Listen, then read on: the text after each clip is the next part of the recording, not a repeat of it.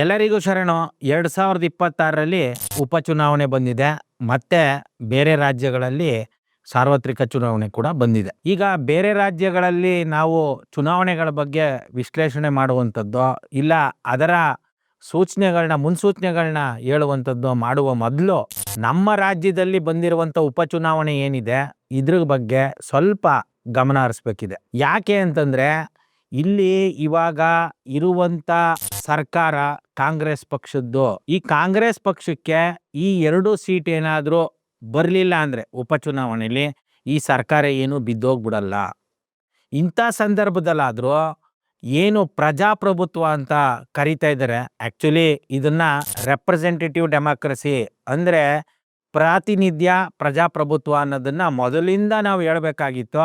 ಆದ್ರೆ ಇಲ್ಲೇನಾಗ್ಬಿಟ್ಟಿದೆ, ಇದನ್ನೇ ಡೆಮಾಕ್ರಸಿ ಪ್ರಜಾಪ್ರಭುತ್ವ ಈ ರೀತಿ ಹೇಳ್ಕೊಂಡು ನಿಜವಾದ ಡೆಮಾಕ್ರಸಿ ಅಂದ್ರೆ ಅದು ಡೈರೆಕ್ಟ್ ಡೆಮಾಕ್ರಸಿ, ಅಂದ್ರೆ ಈ ಶಾಸಕಾಂಗ ಇಲ್ಲದೆ ಇರುವಂತ ಡೆಮಾಕ್ರಸಿ ಇದೆಯಲ್ಲ, ಅದು ನಿಜವಾದ ಡೆಮಾಕ್ರಸಿ. ಅದ್ರ ಬಗ್ಗೆ ಗಮನನೇ ಕೊಡದಂಗೆ ಇವರು ಹುನ್ನಾರನ ಮಾಡ್ಕೊಂಡು ಬಂದಿದ್ದಾರೆ. ಯಾವುದೋ ಒಂದು ಉಳಿದವರು ಕಂಡಂತೆ ಅಂತ ಒಂದು ಸಿನಿಮಾದಲ್ಲೂ ಕೂಡ ಒಂದು ಪಾತ್ರಕ್ಕೆ ಡೆಮಾಕ್ರಸಿ ಅಂತೇಳಿ ಡೆಮಾಕ್ರಸಿನ ಅಣಕ ಮಾಡ್ತಾರೆ. ಇಲ್ಲಿ ಈ ಡೆಮಾಕ್ರಸಿ ಅಂತಂದ್ರೆ ಅದರಲ್ಲಿ 2 ಬಗೆ ಇನ್ನು ಸಾಕಷ್ಟು ಬಾರಿ ಕೂಡ ನಾನು ತಿಳಿಸಿದ್ದೀನಿ ನಿಮಗೆ. ಕಾರ್ಯಾಂಗ, ನ್ಯಾಯಾಂಗ, ಶಾಸಕಾಂಗ ಏನಿದೆ ಇದು 3 ಅಂಗ ಇದ್ರೆ ಅದು ರೆಪ್ರೆಸೆಂಟೇಟಿವ್ ಡೆಮಾಕ್ರಸಿ ಅಂತ. ಕಾರ್ಯಾಂಗ ಮತ್ತು ನ್ಯಾಯಾಂಗ ಮಾತ್ರ ಇದ್ರೆ ಅದು ಡೈರೆಕ್ಟ್ ಡೆಮಾಕ್ರಸಿ ಅಂತ. ಅಂದ್ರೆ ಶಾಸಕಾಂಗ ಇರಲ್ಲ. ಇಲ್ಲಿ ಈ ಒಂದು ನೀತಿಗಳನ್ನ ಜನನೇ ಮಾಡ್ಬೋದು, ಕೋರ್ಟ್ ಮಾಡ್ಬೋದು, ಅಧಿಕಾರಿಗಳು ಮಾಡ್ಬೋದು. ಅದನ್ನ ಓಕೆ ಮಾಡೋರು ಜನರೇ ಆಗಿರ್ತಾರೆ. ನೇರವಾಗಿ ಜನರು ಯಾರೋ ಒಬ್ಬ ವ್ಯಕ್ತಿಗೆ ಓಟ್ ಹಾಕೋದಿಲ್ಲ, ನೇರವಾಗಿ ಡೈರೆಕ್ಟ್ ಡೆಮಾಕ್ರಸಿಲಿ ಅವರು ಪಾಲಿಸಿಗಳಿಗೆ ಓಟ್ ಹಾಕ್ತಾರೆ. ಈಗ ಈ ಒಂದು ಡೆಮಾಕ್ರಸಿ ಬಗ್ಗೆ ಒಂದಷ್ಟು ಮಾತಾಡಿದ ನಂತರ ಈ ಒಂದು ಉಪಚುನಾವಣೆ ಬಗ್ಗೆ ಮಾತಾಡೋಣ. ಈ ಉಪಚುನಾವಣೆ ಸೃಷ್ಟಿಯಾಗಿರೋದು ಏನು, ಶಾಮನೂರು ಶಿವಶಂಕರಪ್ಪನವರು ಮತ್ತೆ ಮೇಟಿ ಇವರು ಇಬ್ರು ಕೂಡ ವಯೋಸಹಜ ಕಾರಣಗಳಿಂದ ತೀರ್ಕೊಂಡಿದ್ದಾರೆ. ಒಬ್ರಿಗೆ 90+ ಆಗಿತ್ತು, ಇನ್ನೊಬ್ರಿಗೆ 80 ವರ್ಷ ಆಗಿತ್ತು. ಅವರಿಬ್ರು ಕೂಡ ರೂಲಿಂಗ್ ಪಾರ್ಟಿಲಿ ಇದ್ರು, ಸಾಕಷ್ಟು ಬಾರಿ ಗೆದ್ದಿದ್ದಂಥವ್ರು, ಸಾಕಷ್ಟು ಕೆಲಸ ಕೂಡ ಮಾಡಿರುವಂಥವ್ರೆ. ಆ ವಿವಾದಗಳು ಇದ್ದದ್ದೇನೆ. ಆಮೇಲೆ ಕರಪ್ಷನ್ನು ಇದೆಲ್ಲವೂ ನಾವು ಬೈ ಡಿಫಾಲ್ಟು ಅದೆಲ್ಲ ಇದ್ದದ್ದೇ ಅನ್ನೋ ರೀತಿಲಿ ಅಕ್ಸೆಪ್ಟ್ ಮಾಡ್ಕೊಬಿಟ್ಟಿರೋದ್ರಿಂದ ನಾವು ಆ ನೆಗೆಟಿವ್ಸ್ನ ನೋಡ್ದೇನೆ ಬರೀ ಪಾಸಿಟಿವ್, ಮೊದಲೇ ಹೇಳ್ತಾರಲ್ವಾ, ಓದವರೆಲ್ಲ ಒಳ್ಳೆಯವರು, ಈಗ ಅವರು ತೀರ್ಕೊಂಡ್ಬಿಟ್ಟಿದ್ದಾರೆ. ಹಾಗಾಗಿ ನಾವು ಅವರ ನೆಗೆಟಿವ್ಸ್ನ ಮಾತಾಡೋದು ಬಿಟ್ಬಿಟ್ಟು ಅವರಿಂದ ಏನು ಪಾಸಿಟಿವ್ ಬಂದಿದೆ ಅದನ್ನಷ್ಟೇ ನಾವು ಬಿಂಬಿಸ್ಕೊಂಡು ಹೋಗ್ತೀವಿ ಇನ್ನು ಮುಂದಕ್ಕೆ. ಆದರೆ ಇವರಿಂದ ತೆರವಾಯ್ತಲ್ಲ ಆ ಕ್ಷೇತ್ರಗಳಿಗೆ, ಪಾಪ ಇವ್ರಿಗೆ ವರ್ಷಾನ್ಗಟ್ಲೆಯಿಂದ 30 ವರ್ಷ 40 ವರ್ಷದಿಂದ ಬಾವುಟ ಕಟ್ಟಿದ್ರಲ್ಲ ಆ ಸೆಕೆಂಡ್ ಲೈನ್ ಲೀಡ್ರು, ಇಲ್ಲ ಯಾರೋ ಒಬ್ರು ಕಾರ್ಯಕರ್ತರು, ಇಲ್ಲ ಅಂದ್ರೆ ಇವರಷ್ಟೇ ದುಡ್ದಿರುವಂಥ ಇನ್ನೊಬ್ಬ ಲೀಡ್ರು ಮಗಳು ಅವ್ರಿಗೆ ಟಿಕೆಟ್ ಕೊಡ್ಬೋದಿತ್ತಲ್ವಾ. ಅವ್ರಿಗೆ ಟಿಕೆಟ್ ಕೊಟ್ಟು ಏನು ಕಾಂಗ್ರೆಸ್ ಪಕ್ಷ ಅವರು ನಿಂತು ಅದನ್ನ ಗೆಲ್ಸ್ಕೊಂಡು ಬರ್ಬೇಕಾಗಿತ್ತು. ಅವಾಗ ಆ ಪಕ್ಷದ ಕಾರ್ಯಕರ್ತರಿಗೆ ಮರ್ಯಾದೆ ಕೊಡ್ತಾರಪ್ಪ. ಅಟ್ಲೀಸ್ಟು ಏನು ಈ ಜನಸಾಮಾನ್ಯರಿಗೆ ಇವರು ಆ ಪ್ರಜಾಪ್ರಭುತ್ವದ ಆ ಸವಿನ ಕೊಡ್ತಾ ಇಲ್ಲ ಅಂತಂದ್ರೂ ಪಕ್ಷದವ್ರಿಗಾದ್ರೂ ಕೊಡ್ತಾ ಇದ್ದಾರೆ ಅಂತ ನಾವು ಹೇಳ್ಬೋದಿತ್ತು. ಆದರೆ ಇವ್ರೇನು ಮಾಡಿದ್ದಾರೆ ಅಂತಂದ್ರೆ ಮತ್ತೆ ಆ ಫ್ಯಾಮಿಲಿಗಳಿಗೆ ಕೊಟ್ಟಿದ್ದಾರೆ. ಇದು ತಿಥಿ ಕಾರ್ಡ್ ಕೋಟ. ಈ ಬಾಗಲಕೋಟೆಯಲ್ಲಿ ಕೊಟ್ಟಿರುವಂಥದ್ದು ಅದು ಬೇರೆ ಯಾವ ಕೋಟನೂ ಅಲ್ಲ, ಅದಕ್ಕೆ ತಿಥಿ ಕಾರ್ಡ್ ಕೋಟ ಅಂತ ಕರಿತೀವಿ. ಅವರು ಸತ್ತೋದ್ರು ಅಂದ ತಕ್ಷಣ ಅವ್ರ ಮನೇಲಿ ಯಾರಿಗೋ ಒಬ್ರಿಗೆ ಆ ಟಿಕೆಟನ್ನು ಕೊಟ್ಬಿಟ್ಟು ಆ ಸಿಂಪತಿ ಮೇಲೆ ಗೆದ್ದು ಬಿಡ್ತಾರೆ ಅಂತ. ಅದು ಈ ಸಲ ಆಗದೇ ಇಲ್ಲ. ಕಾರಣ ಏನು ಅಂತಂದ್ರೆ ಬಾಗಲಕೋಟೆಯಲ್ಲಿ ನಿಮ್ಗೆಲ್ಲ ನೆನಪಿದೆ, ಈಗ 1 ತಿಂಗಳ ಹಿಂದೆ ಬೇಕು ಅಂತಾನೆ ಮಸೀದಿ ಮುಂದೆ ಆ ಶಿವಾಜಿ ಅದು ಯಾವುದೋ ಬರ್ತಡೇ ಶಿವಾಜಿ ಜಯಂತಿಯ ನೆಪದಲ್ಲಿ ಮಸೀದಿ ಮುಂದೆ ಸುಮಾರು 4-5 ಗಂಟೆ ಡಿಜೆನ ನಿಲ್ಲಿಸಿ ಕಿರಿಕನ್ನ ಶುರು ಮಾಡಿ, ಆಮೇಲೆ ಕಲ್ಲು ತೂರಾಟಗಳೆಲ್ಲ ಆಗಿ ಚಪ್ಪಲಿಲಿ ಎಸ್ತು ಏನೇನೋ ಬಡದಾಟ ಆಗಿ ಕೊನೆಗೂ ಮುಸ್ಲಿಂ ದ್ವೇಷನ ತುಂಬಿಟ್ರು. ಅದನ್ನ ತುಂಬಿದ್ದು ಬೇರೆ ಇನ್ಯಾವುದೇ ಉದ್ದೇಶದಿಂದಲ್ಲ. ಈ ಸಿಂಪತಿ ಮೇಲೆ ಮೇಟಿ ಮಕ್ಕಳಿಗೆ ಕೊಡ್ತಾರೆ ಇವರು. ಮೇಟಿ ಮಕ್ಕಳು ಗೆಲ್ಲಬಾರ್ದು ಎಲೆಕ್ಷನಲ್ಲಿ. ಇವರ BJP ಪಕ್ಷದಿಂದ ಯಾರು ನಿಂತರೂ ಗೆಲ್ಲಬೇಕು. ಈಗಾಗಲೇ ಅಲ್ಲಿ ಒಂದು ಬಾರಿನೋ 2 ಬಾರಿನೋ MLA ಆಗಿದ್ದಂಥವ್ರು. ಅವರು ಸ್ಟ್ರಾಂಗ್ ಆಗಿದ್ದಾರೆ. ಅವರೇ ಆ ಒಂದು ಗಲಾಟೆಗೆ ಸ್ಪಾನ್ಸರ್ ಕೂಡ ಮಾಡಿರ್ತಾರೆ. ಅದನ್ನ ನಾವು CIDನೋ CBIಯೋ ಬಿಟ್ಟು ಅದನ್ನೆಲ್ಲ ತನಿಖೆ ಮಾಡಿಸೋ ಅಗತ್ಯ ಇಲ್ಲ. ಇದು ಕ್ವೈಟ್ ಕಾಮನ್, ನ್ಯಾಚುರಲ್ ಆಗೇ ನಡೀತಾ ಇರುವಂಥ ವಿಚಾರ ಇದು. ಹಾಗಾಗಿ ಅಲ್ಲಿ ಈಗ ಆಲ್ರೆಡಿ ಪೋಲರೈಸ್ ಆಗಿದೆ. ಇಂಥ ಸಂದರ್ಭದಲ್ಲಿ ಅದು ಕಾಂಗ್ರೆಸ್ ಅವ್ರಿಗೂ ಗೊತ್ತಿದೆ. ಇನ್ನು ಮೇಟಿ ಅವರು ಏನು ಅವರು ಭಾಳ ದೊಡ್ಡ ಪ್ರಭಾವಿ ನಾಯಕರೇನು ಆಗಿರಲಿಲ್ಲ. ಅವರು ಭಾಳ ದೊಡ್ಡ ಮಾರ್ಜಿನಲ್ಲಿ ಏನು ಗೆದ್ದಿರಲಿಲ್ಲ. ಅವ್ರಿಗೆ ಈಗೇನು 2023ರಲ್ಲಿ BJPನ ಅಧಿಕಾರದಿಂದ ಹೊರಗಿಡಬೇಕು ಅಂತ ಖುದ್ದು ನನ್ನಂಥವರೆಲ್ಲ ಕೆಲಸ ಮಾಡಿದ್ರಿಂದ ಕಾಂಗ್ರೆಸ್ಸು ಅಷ್ಟು ಬಹುಮತ ಬಂದಂಥದ್ದು. ಆ ಒಂದು ಅಲೆಲಿ ಮೇಟಿಯವರು ಗೆದ್ಕೊಂಡಿದ್ರು. ಯಾಕಂದರೆ ಅವರು ಕಳೆದ ಬಾರಿ ಕೂಡ ಸೋತಿದ್ರು. ಅದ್ರ ಹಿಂದೆ ಅವರು ಮಿನಿಸ್ಟರ್ ಆಗಿದ್ದಾಗ ಅವರು ತಮ್ಮ ದೈಹಿಕ ವಿಚಾರ ಅದು ಜಗಜ್ಜಾಹೀರಾಗಿ ಅವರು ಮತ್ತೆ ಆ ಚಾರ್ಮನ್ನು ಕಳ್ಕೊಬಿಟ್ಟಿದ್ರು. ಇಂಥ ಸಂದರ್ಭದಲ್ಲಿ ಮೇಟಿಯವ್ರ ಮಕ್ಕಳಿಗೆ ಕೊಟ್ಟರೆ ಈಗೇನಾಯಿತು, ಆ ಮೇಟಿಯವ್ರ ಮಕ್ಕಳಲ್ಲೂ ಕೂಡ ಅವ್ರು 4 ಜನನೂ ಕಿತ್ತಾಡಿದ್ರು, ನನಗೆ ಬೇಕು ನನಗೆ ಬೇಕಂತ.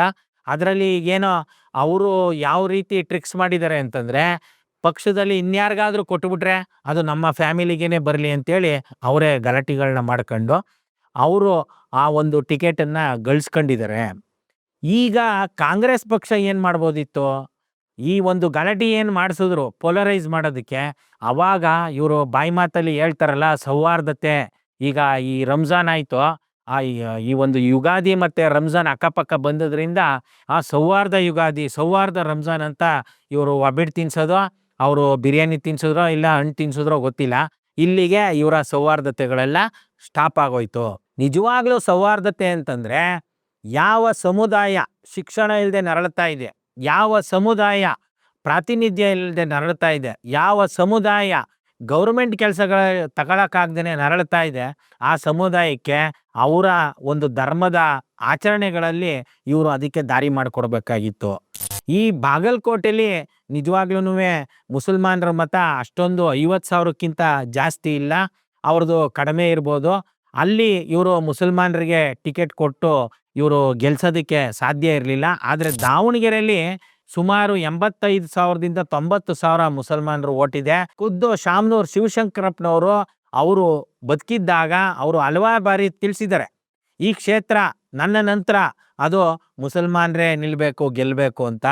ಅವರ ಮಾತಿಗಾದ್ರೂ ಬೆಲೆ ಕೊಟ್ಟು ಅವರ ಫ್ಯಾಮಿಲಿಯವರು ನಾವು ನಿಂತು ಗೆಲ್ಲಿಸ್ತೀವಿ, ಒಬ್ಬ ಮುಸಲ್ಮಾನನ್ನ ಗೆಲ್ಲಿಸ್ತೀವಿ ಅನ್ನುವಂಥ ಮಾತುಗಳು ಬರಬೇಕಾಗಿತ್ತು. ಆದರೆ ಅವರಿಂದ ಬರಲಿಲ್ಲ. ಅಟ್ಲೀಸ್ಟು ಈ ಪಕ್ಷದವರಾದ್ರೂ ನಡ್ಕೋಬೇಕಾಗಿತ್ತಲ್ಲ. ಇವರು ಮಾತೆತ್ತಿದ್ರೆ ವೋಟ್ ಬ್ಯಾಂಕ್ ಮಾಡ್ಕೊಂಡಿದ್ದಾರೆ ಮುಸಲ್ಮಾನರನ್ನ ಮತ್ತು ದಲಿತರನ್ನ.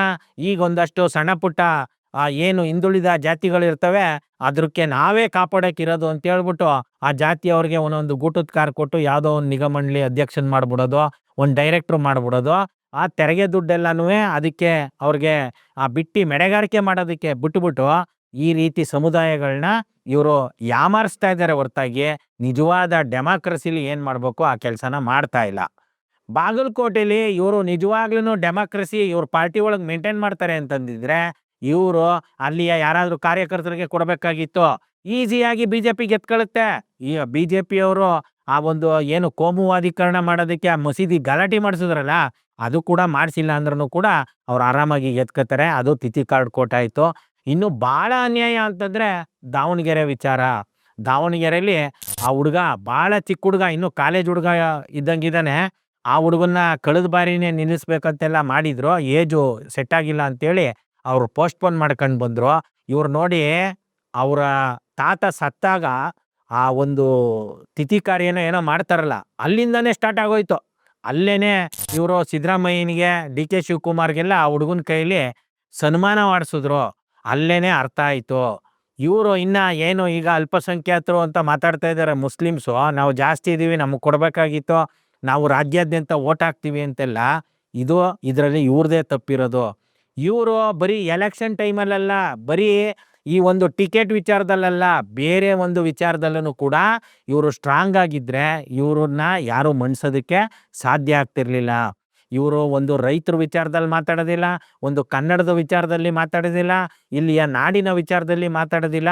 ಈಗ ಕೇವಲ ಈ ಒಂದು ವಿಚಾರದಲ್ಲಿ ಇವರು ನಾವು ಲೀಡರ್ ಆಗ್ಬಿಡ್ಬೇಕು, ನಾವು MLA ಆಗ್ಬಿಡ್ಬೇಕು ಅಂತಂದರೆ ಅದು ಯಾವ ರೀತಿ ಸಾಧ್ಯ ಆಗುತ್ತೆ? ಹಾಗಾಗಿ ಈ ಒಂದು ಚುನಾವಣಾ ರಾಜಕೀಯದಲ್ಲಿ ಯಾರು ಗೆಲ್ತಾರೆ ಅವ್ರಿಗೇನೆ ಅವರು ಟಿಕೆಟ್ ಕೊಡ್ತಾರೆ. ಅದು ವಂಶಾಡಳಿತ ರಾಜಕೀಯ ಆಗಿರ್ಬೋದು, ಅದು ಬಂಡವಾಳಶಾಹಿ ರಾಜಕೀಯ ಆಗಿರ್ಬೋದು, ಇಲ್ಲ ಅವರ ಪಕ್ಷ ಸಿದ್ಧಾಂತ ಇದೆಲ್ಲವನ್ನೂ ಮೀರಿದ್ದಾದರೂ ಆಗ್ಬೋದು. ಚುನಾವಣಾ ರಾಜಕೀಯ ಅಂತಂದರೆ ಅದು ಅಧಿಕಾರ ಹಿಡಿಯೋದಷ್ಟೇ ಸಿದ್ಧಾಂತ. ಇವೆಲ್ಲವೂ ಸುಮ್ಮನೆ ಬೂಸಿ ಅಷ್ಟೇ. ನಾವು ಸೆಕ್ಯುಲರ್ಸು, ಅವರು ಕಮ್ಯುನಲ್ಸು, ಇಲ್ಲ ನಾವು ಈ ಧರ್ಮಕ್ಕೆ ಸೀಮಿತ, ಇವರು ಜಾತ್ಯತೀತ, ಇವೆಲ್ಲವೂ ಸುಮ್ಮನೆ ಬೋಗಸ್ಸು. ಇವತ್ತು ಈ ಚುನಾವಣಾ ರಾಜಕೀಯ ಏನಾಗಿದೆ, ಇದೊಂದು ದೊಡ್ಡ ಬಿಸ್ನೆಸ್ ಆಗಿದೆ. ಯಾವ ಶೇರ್ ಮಾರ್ಕೆಟಲ್ಲೂ ಕೂಡ ಇಷ್ಟು ಲಾಭ ಸಿಗುವಂಥ ಯಾವ ಶೇರ್ಗಳನ್ನು ಕೂಡ ಸಿಕ್ಕೋದಿಲ್ಲ. ಇವತ್ತು ಒಂದು 100 ಕೋಟಿ 200 ಕೋಟಿನ ಬಂಡವಾಳ ಹಾಕಿ MLA ಆಗ್ತಾರೆ ಅಂತಂದರೆ ಅವರು ಕನಿಷ್ಠ 5 ವರ್ಷದಲ್ಲಿ ಒಂದು 2,000 ಕೋಟಿನಾದ್ರೂ ದುಡ್ಡು ಮಾಡೇ ಮಾಡ್ತಾರೆ. ಆ ಒಂದು ಕಾರಣಕ್ಕೋಸ್ಕರನೇ ಈ ರೀತಿ ವಂಶಾಡಳಿತ ಮುಂದುವರಿತಾ ಇರೋದು. ಅದನ್ನು ಈ CM DCM ಖುದ್ದು ಆ ಒಂದು ಕ್ಯಾಂಡಿಡೇಟ್ ಏನಿದ್ದಾನೆ ಅವ್ರ ತಂದೆ ಅವ್ರನ್ನ ಡ್ರೈವ್ ಮಾಡ್ಕೊಂಡು ದಾವಣಗೆರೆಯಲ್ಲಿ ಕರ್ಕೊಂಡೋಗಿ ನಾಮಪತ್ರನ ಸಲ್ಲಿಸಿದ್ದಾರೆ. ಇದರ ಜೊತೆಗೆ ಸಿದ್ದರಾಮಯ್ಯನವರೇ, ನಿಮಗೆ ಕನಿಷ್ಠ ಮರ್ಯಾದೆ ಇಲ್ವೇಂದ್ರೆ? ಯಾಕಂತಂದರೆ ನಾವು ಅಲ್ಪಸಂಖ್ಯಾತ ಲೀಡರ್ಗಳನ್ನ ಮನವೊಲಿಸ್ತೀವಿ. ಇದೇ ಮಾತನ್ನು ನೀವು ಅಲ್ಲೊಬ್ಬರು ನಮ್ಮ ಪಕ್ಷದ ಸಿದ್ಧಾಂತ ಗೆಲ್ಲಬೇಕು, ಹಾಗಾಗಿ ನಾವು ಈ ಕ್ಷೇತ್ರದಲ್ಲಿ ಒಬ್ಬ ಮುಸ್ಲಿಮ್ಸ್ಗೆ ಟಿಕೆಟನ್ನು ಕೊಟ್ಟು ನಾವು ಗೆಲ್ಲಿಸ್ತೀವಿ, ಈ ಶಾಮನೂರು ಶಿವಶಂಕರಪ್ಪ ಅವರ ಮನೆಯವ್ರದ್ದು ಮನವೊಲಿಸ್ತೀವಿ ಅಂತ ನೀವು ಯಾಕೆ ಹೇಳಲಿಲ್ಲ ಅಂತಂದರೆ ನಿಮ್ಗಳಿಗೆ ಆಗಲ್ಲ ಅಂತಲ್ಲ, ಆಗುತ್ತೆ, ಆದರೆ ಅದು ನಿಮಗೆ ಬೇಕಾಗಿಲ್ಲ. ನಿಮಗೆ ಬೇಕಾಗಿರೋದೇನೋ ನೀವು ಸೀಟಲ್ಲಿ ಉಳ್ಕೋಬೇಕು. ನೀವು ಕಾರಲ್ಲಿ ನಿಮ್ಮಿಂದ ಕೂತಿದ್ರಲ್ಲ, ಅವ್ರಿಗೆ ನಿಮ್ಮ ಸೀಟ್ ಬೇಕು. ಈಗ ಈ ಒಂದು ಶಾಮನೂರು ಶಿವಶಂಕರಪ್ಪ ಅವ್ರ ಮನೆಯವ್ರನ್ನ ಎದುರಾಕೊಂಡ್ರೆ ಕನಿಷ್ಠ ಲಿಂಗಾಯತರದ್ದು ಒಂದು 10-15 ಸೀಟನ್ನು ಅವರು ಅಲ್ಲಾಡಿಸ್ಬೋದು ಅನ್ನೋ ಭಯ ಸಿದ್ದರಾಮಯ್ಯವ್ರಿಗೂ ಕಾಡ್ತಾ ಇದೆ. ಇನ್ನು ಮುಂದಕ್ಕೆ ನಾನು CM ಆಗಬೇಕು, ನನಗೆ ಸಪೋರ್ಟ್ ಕೊಡಲಿಲ್ಲ ಅಂದರೆ ಏನಪ್ಪ ಮಾಡೋದು ಅಂತ DCM ಅವ್ರಿಗೂ ಶಿವಕುಮಾರ್ ಅವ್ರಿಗೂ ಕಾಡ್ತಾ ಇದೆ. ಹಾಗಾಗಿ ಇಲ್ಲಿ 100% ಈ ರೆಪ್ರೆಸೆಂಟೇಟಿವ್ ಡೆಮಾಕ್ರಸಿ ಏನಿದೆ ಇದನ್ನು ಕಗ್ಗೊಲೆ ಮಾಡಿದ್ದೀರಿ. ಇದು ಈಗಿನ ಟ್ರೆಂಡ್ ನೋಡಿದ್ರೆ ದಾವಣಗೆರೆ ಕೂಡ 100% BJP ಗೆಲ್ಲೋ ರೀತಿಲಿ ಕಾಣ್ತಾ ಇದೆ. ಶರಣು, ಥ್ಯಾಂಕ್ ಯು.